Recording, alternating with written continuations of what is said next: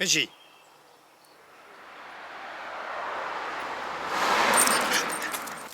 I moved here in 1970 as a postman to 2 Cowbridge Cottages, Malmesbury, and at that time I was unaware of the history of the house behind my garden. I became so fascinated by the story of Cowbridge House that I've written a book about it. The wealthy families who lived there over the years, and the dramatic way in which it got caught up in the Second World War, and the effect it had on the Wiltshire town of Malmesbury. There's been a mill on this site since the 1500s, but the house that stands there now was built in the 1850s on the orders of Samuel Bendry Brooke, Brooke with an E.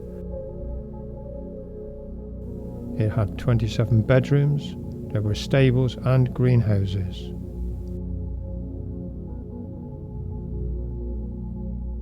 The Brooke family were wealthy landowners and became wealthier as successful tea brokers.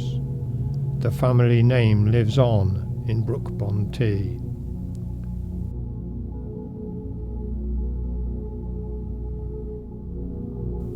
On Brooke's death in 1869, the house passed into the hands of his nephew, the Reverend Charles Kemble. His initials can be seen in these railings.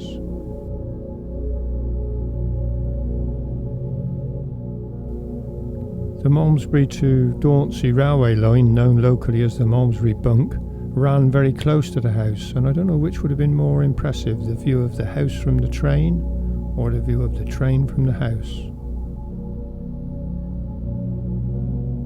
The house was again offered for sale in 1894, and a sales catalogue describes the River Avon at Cowbridge in glowing terms. Trout, £7. Pike, £20, chub at £4, and both perch and roach, £2 each.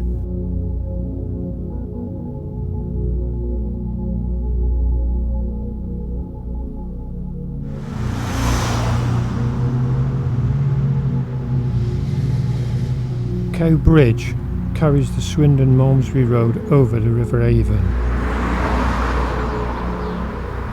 Until quite recently, cows did indeed cross, but sadly the last herd of milking cows has now gone. The bridge is crumbling and is due to be replaced next summer. Were this 1939, I'd be walking on grass in the middle of a very smart Italianate garden, rose gardens, fountains, lots of gardeners. It's a very different scene today. The building on my left went up in the 1940s. It was used for the research and development of radar. Very hastily built in those very early war years. Very necessary. It did the job it was put up for. High windows, no one could see out. It just got on with the work.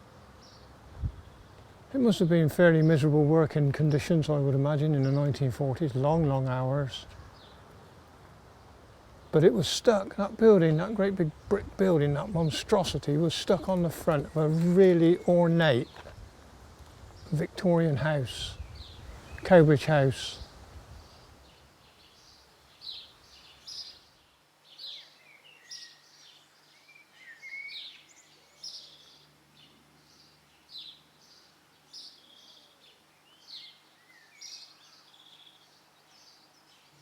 There's been a building here since the 1500s, in fact, on site.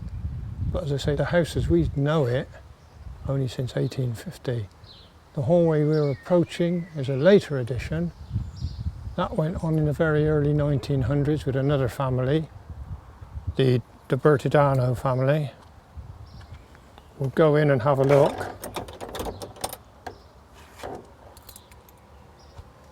Very different atmosphere in here. Coming out of the sunshine, quite dark, quite depressing really. Some of the workers, the early workers, would have actually come up this very ornate staircase to come and work on radar, engineering, They would have worked in the old, what would have been the old bedrooms. And they would have come up this wonderfully ornate staircase. Not too many factories like this around. Plans are to demolish it all, which will be sad. It's a reclamation business's dream.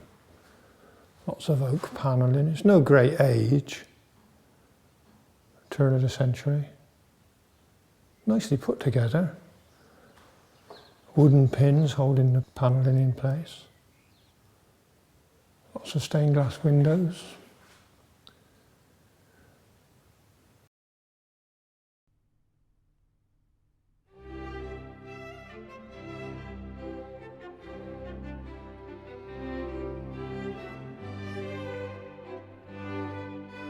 These stained glass windows depict various related coats of arms of Baldomero Hyacinth de Bertidano. He was a retired Anglo-Spanish solicitor who had practiced in London. Baldomero and his family enjoyed Edwardian country life. Many of these photographs would have been made in a purpose-built darkroom at Cowbridge.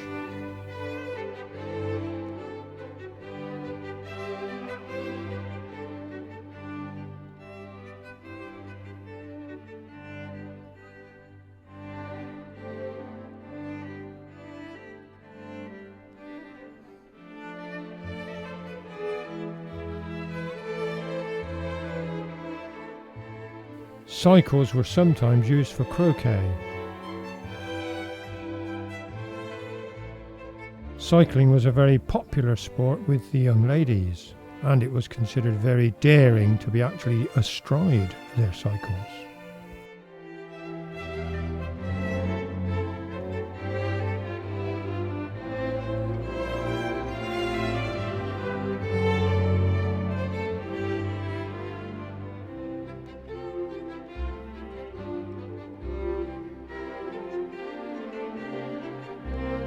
Baldomero, known to the family as Baldo, became a very generous benefactor to the town of Malmesbury. Baldo died in 1921. The house was put up for sale and the catalogue advertised among its assets the proximity to the ancient town of Malmesbury and the stately monastic ruins of its famous old abbey. Post and telegraph offices, also good shops.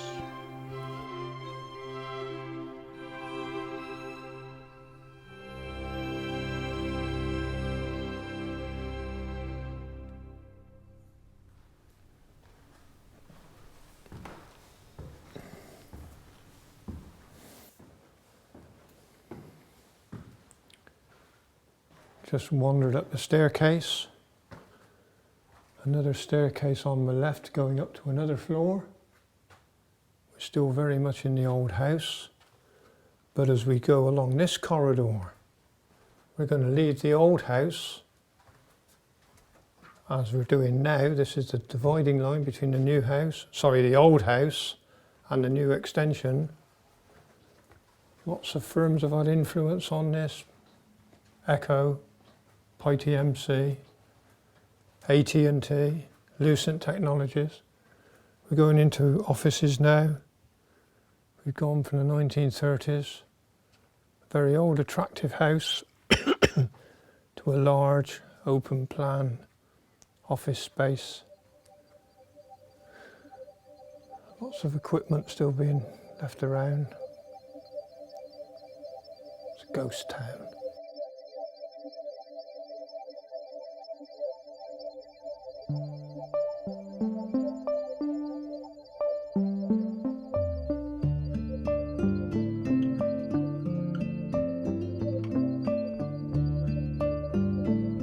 In the early 1960s, tape recorders, radios and gramophones were made here, including the first transistor radio. From then on, the house became much more of a factory. Most of the ornate ceilings were covered up, and by the 1980s the site had become AT&T and Philips Telecommunications UK Limited.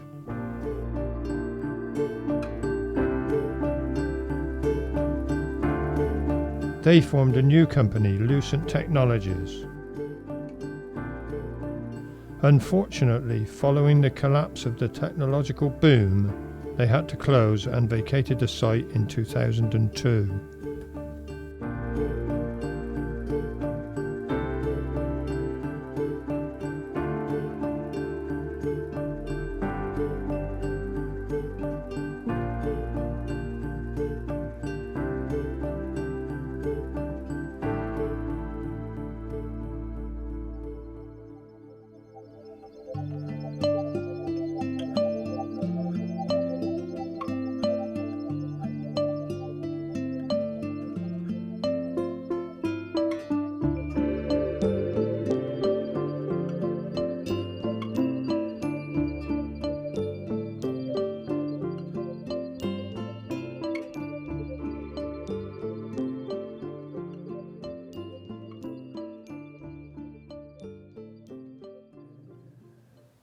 We're looking at a picture with a fairly unusual frame. Not too many murals have got a stone frame. What in fact we're looking at is one of the first floor windows of the old house. We can do it now, but if we were here in the 1930s, we'd be floating in space.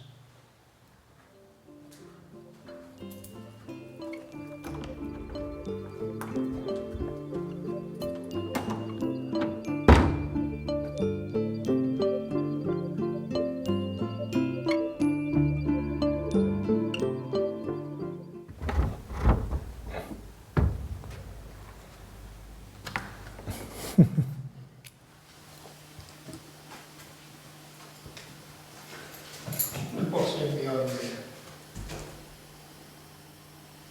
No idea what's in behind there.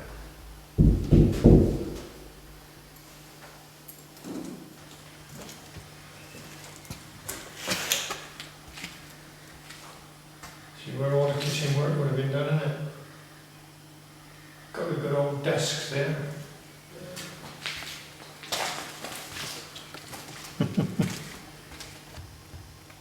What is it about nubile young ladies and silly old men? What is it? I don't think they're from the 1900s, Fred.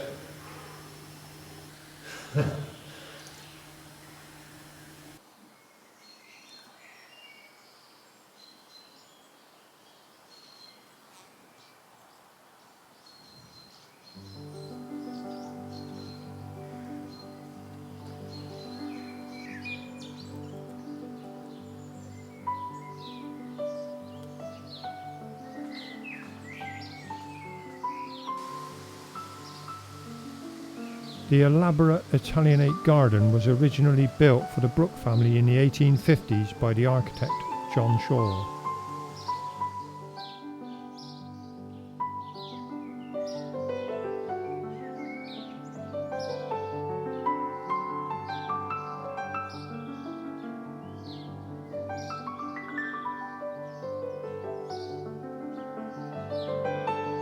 To the rear of the house were walled vegetable gardens with several greenhouses.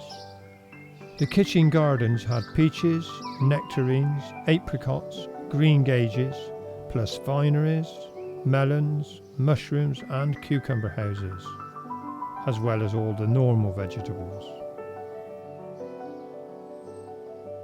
The watermill supplied electric power to the stables and dairy.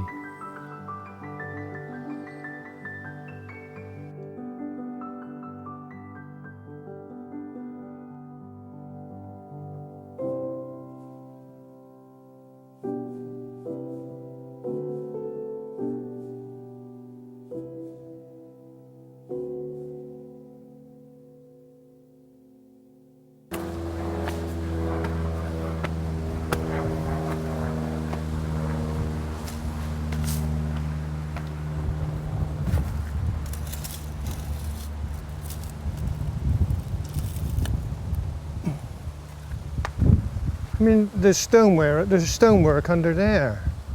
believe it or not. But there is. I wonder if I could find any to show you. Well, trust me that there is. I know there is. You have a bloody job to find it.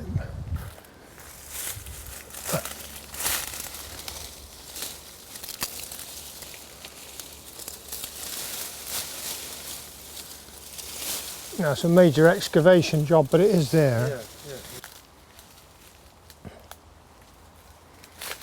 The Lost Gardens of Cowbridge.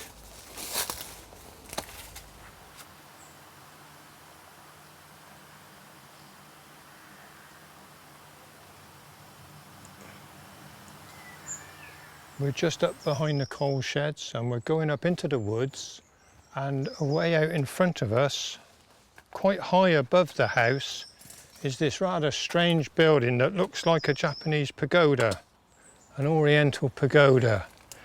Baldomero Hyacinth de Bertidano, the Spanish nobleman who owned the house in the late 1800s, was also one of the very first people in Malmesbury to have a car. There weren't many cars around. At that time, consequently, there was very, very few garages. You may wonder what the connection is between a Japanese pagoda and motoring. Well, if you owned a house like Cowbridge House, you didn't want a 40-gallon oil drum outside your back door, so you built yourself something like that. That's Baldomero's petrol store. Not bad for a petrol store, I think you'll agree. Cowbridge Farm, which was designed and built for Baldo, must have been a state-of-the-art, in fact a model farm. All of the outbuildings are red brick, with the upper story stucco covered in a mock Tudor style. The farm had a prize-winning herd of Dexter cattle, many of which were named after Baldo's female relatives, for example Cowbridge Ida and Cowbridge Irene. It is not recorded what they thought of this idea. In 1922, Philip Hunlock bought the estate for £25,000. He was a world-class yachtsman and sailmaster on King George V's Britannia. His own yacht, the Vera Mary, is still sailing today. Sir Philip's passion for sailing was equalled by his wife's passion for hunting and all things equine. Simmy Simpkins, the groom, became a well-known character locally. He was often to be found in the King's Arms pub in Malmesbury, hustling at bar billiards. He was also adamant that at midnight all the fleas on the left side of your dog would be replaced by those from the right side, and vice versa. So all that was needed to rid the dog of fleas was to sprinkle flea powder on its spine. Sir Philip offered the house for sale and moved to Hampshire in 1939.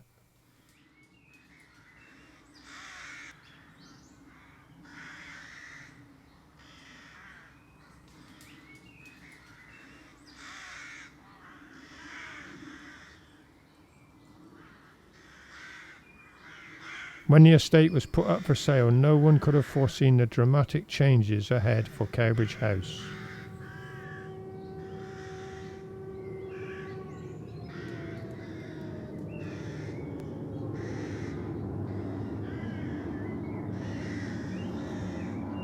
Some of the staff were kept on, but with very different duties.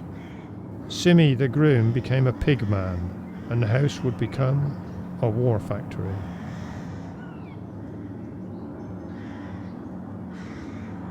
It was never again to be a family home.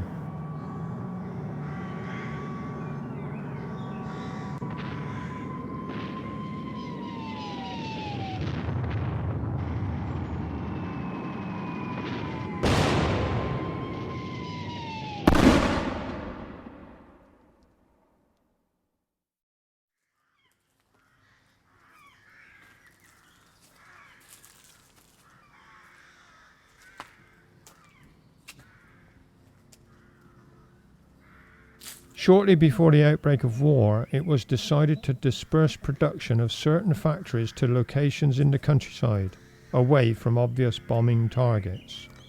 Such a factory was EK Coal Limited, situated on the east coast, producing radar.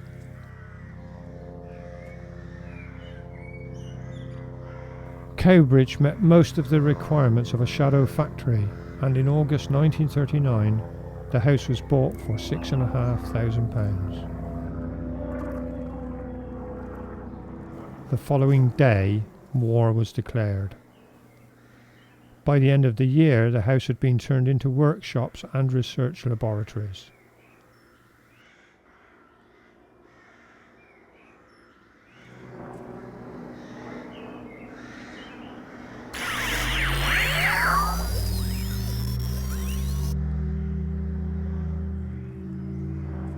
The trade name Echo comes from the initial of the manager, Eric Kirkham Cole, highly appropriate for a business involved in radio and radar sound waves.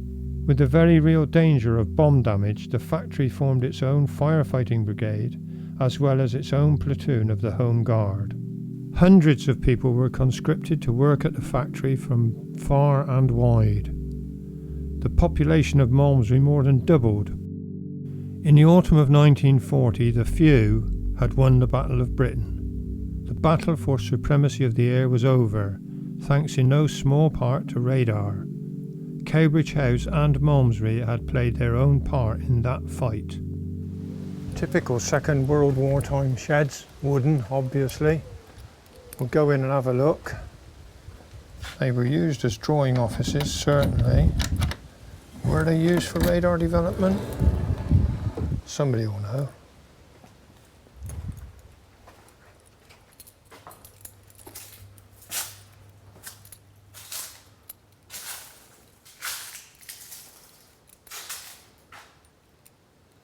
Desolation again. Oh, look at the ivy all growing up on the inside.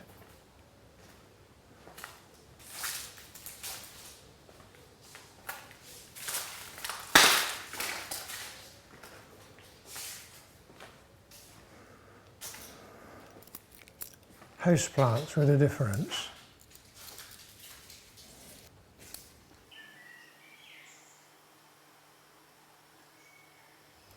There's desolation everywhere. Fungal rot.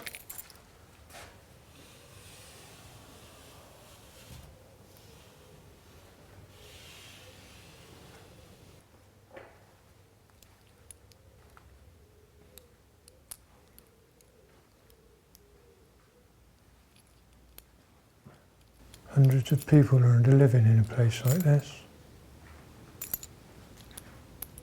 in Malmesbury. And if we look through the window, you can just, and only just, see in amongst the leaves what's left of the old stone summer house. There's a 1958 picture of it. You see it in the museum now. Of hundreds of people lined up in front of that, Echo employees. No voices, only the wind.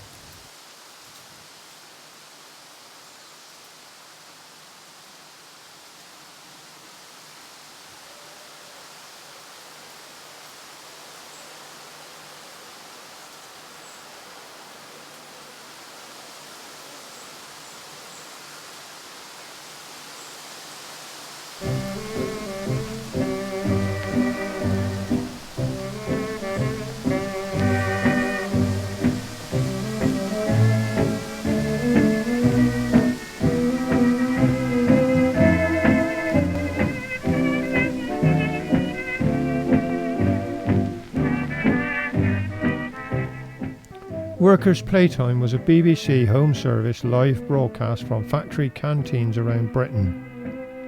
The young women working for Echo would place one old penny bets on whichever popular song would be the first to be played.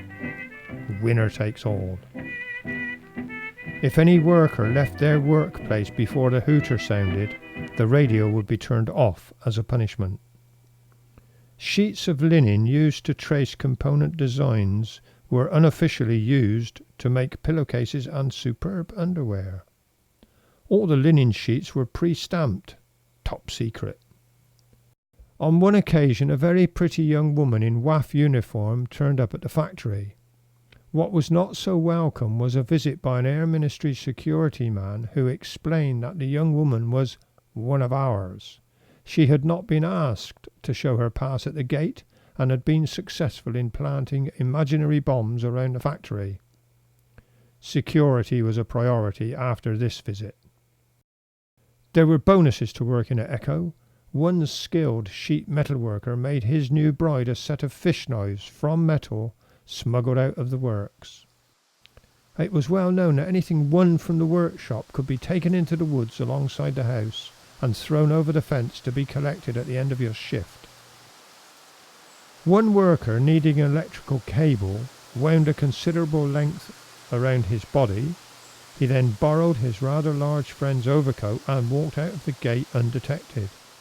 He was doing fine until he attempted to mount his bicycle. The weight of the cable upset his point of balance and he fell over and knocked himself out.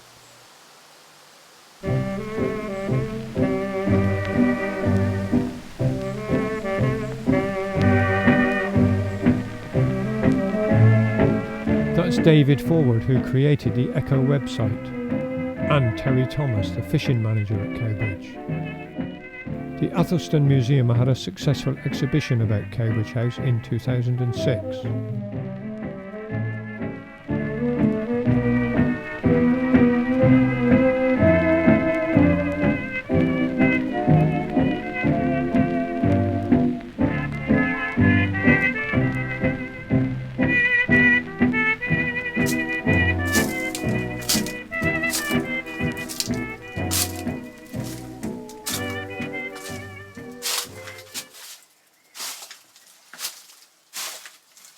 Echo continued to make sound equipment after the war, but today in 2006 Cowbridge House is to be demolished to make room for a new office home development.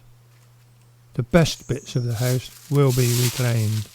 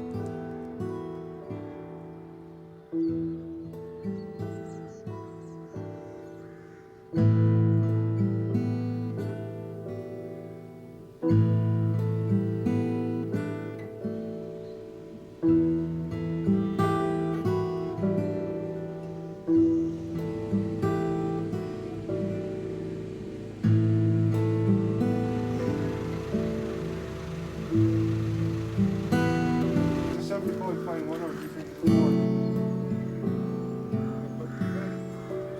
What will I get lost?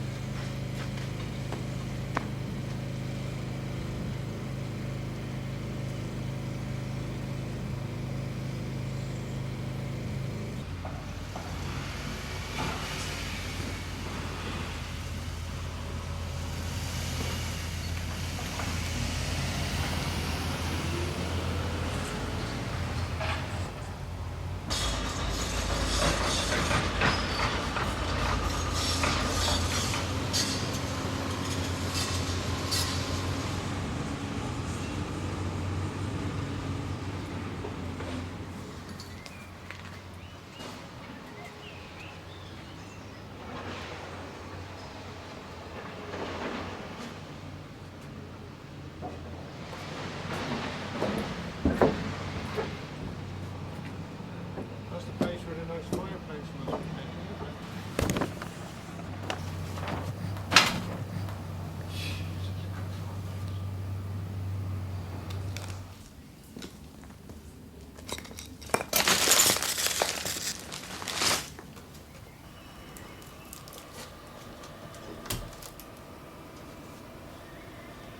In fact, we could actually shut them up properly. Get rid of this crap. Hold up. Yeah, stay there. I'll just get that. Yeah, that's alright.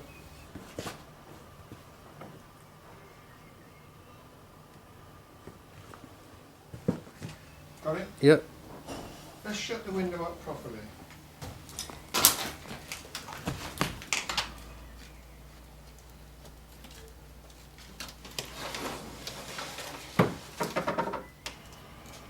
Way.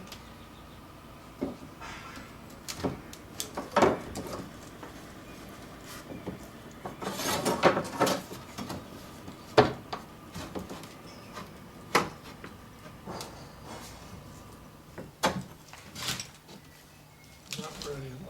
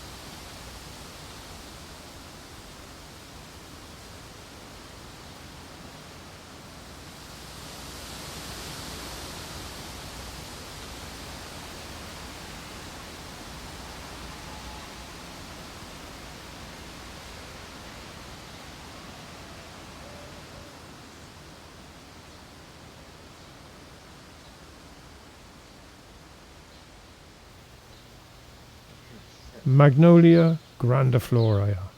It is the only thing at Cowbridge that has a preservation order.